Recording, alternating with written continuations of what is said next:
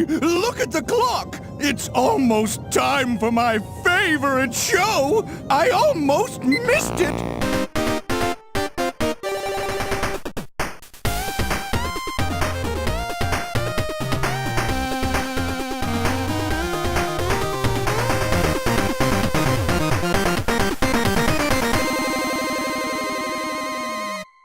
Screen.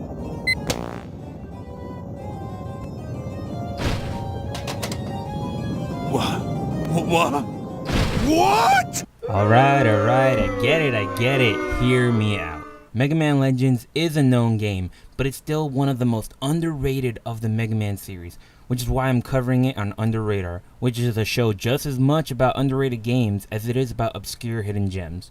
So with that said, let's get digging for this beautiful treasure of the Mega Man series that really deserves much more love.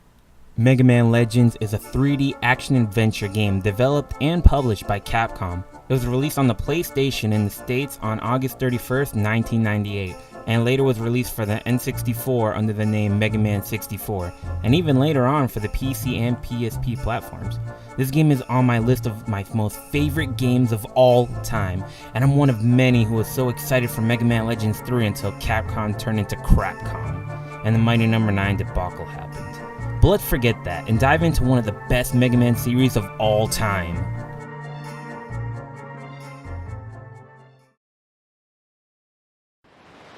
In a world covered by endless water, people are forced to eke out a living on the small patches of land that remain above the sea. The people of this world rely on ancient technology driven by quantum refractors, a powerful energy source. These refractors lie in ancient ruins underground and in the sea, and are sought out by explorers called diggers. These brave explorers are the sole source of refractor energy, which has become a cornerstone of the emerging civilizations. Originally, this was the diggers' only purpose, to find refractors so that civilization might endure. However, over the years, the story of a fabulous treasure, the legendary Mother Lode, began to be whispered among the diggers.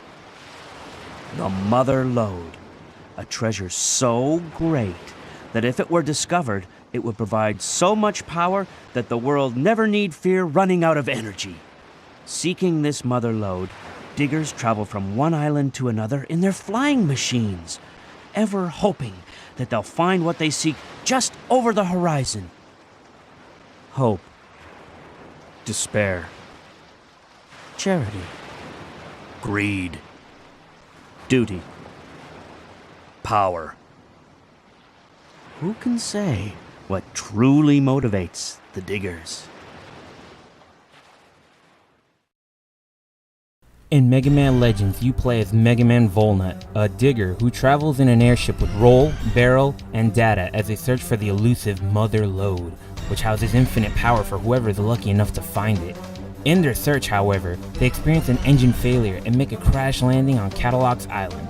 As Mega Man explores the island, he'll meet a colorful cast of characters as the search to repair his ship and the Mother Lode gets closer than anybody ever realized. Mega Man Legends is pretty short, being around 12 hours to complete, but it's still a great story with awesome characters and so much to do. The short time is one of my very few complaints with this game, because after beating it as a kid, I ended up just wanting more Mega Man Legends in my life. Fortunately, there's Mega Man Legends 2 to play, but sadly, no Mega Man Legends 3. Anyways, let's get back to talking about those graphics.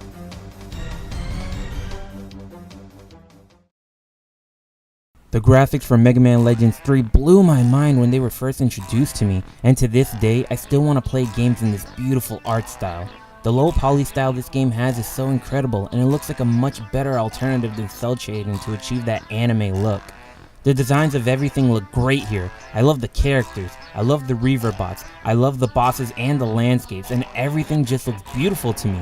I know the graphics may not be everyone's cup of tea, but at least for me, it's one of the reasons I fell in love with Mega Man Legends in the first place.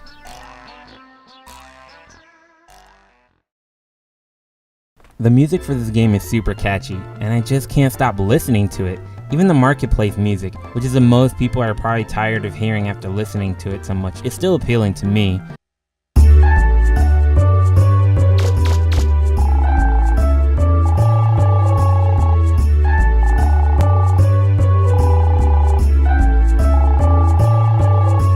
I also like the music you can listen to in the marketplace itself.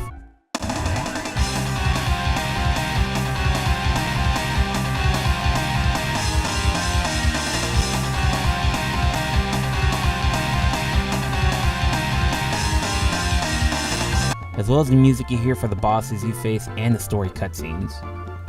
Slow ahead! Slow ahead!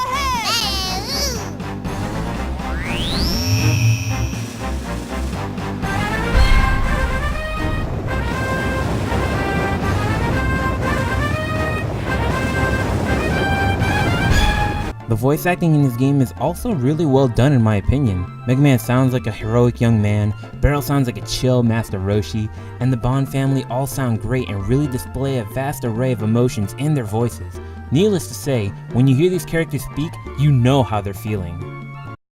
How much does he think it cost to build that in the first place? I'm gonna get him. If it's the last thing I ever do, I'm gonna get him. Master Teasel, are you alright? Master Teasel?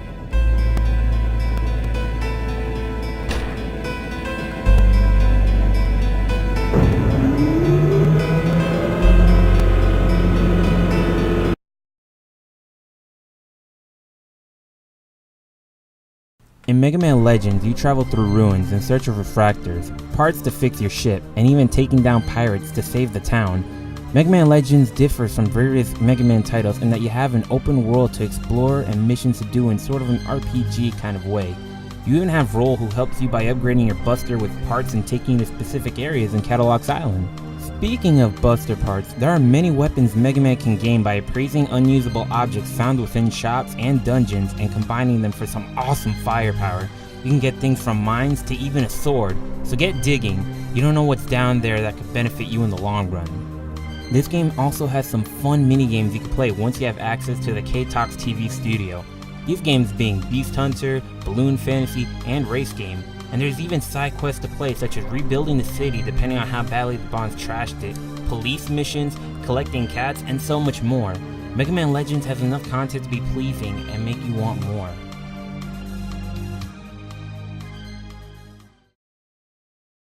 Mega Man Legends is one of the best Mega Man series of all time, and it's sad that Mega Man Legends 3 doesn't seem like it's ever going to happen. Red Ash looked like it was going to be a holy grail that I wanted, but the Kickstarter happened too early and during a controversy that I don't know what the future for Mighty No.9 is, nor how well Red Ash is going to be when it comes out. I'll try to remain positive and see if Inafune learned from his mistakes and does the Mega Man Legends successor some justice as an apology for how Mighty No.9 went down. Either way, I'll continue to love the Legends series for all it is, and I hope those who never played it give it a shot. Thanks for another fantastic episode of UnderRadar, guys, and I'll see you in the next one.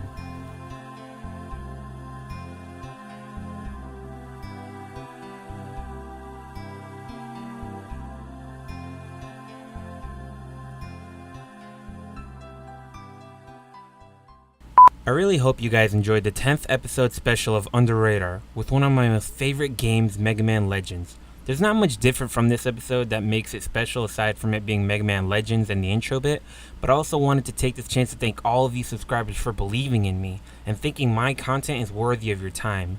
UnderRadar is a show that's been in the works for over 2 years, and I honestly never thought I'd ever get it going like I did due to how hard it was to find help in the first place. But fast forward to today, and here we are in our 10th episode together. I seriously hope you guys stick around with me as we venture into more uncharted territories with finding amazing obscure games and underrated titles. And I hope that you guys will help build this little community you have by sharing this channel and my videos with your friends or anybody else who you think would be interested in my stuff. Thanks again for watching, guys, and here's to another 10 episodes of UnderRadar and much more in the future.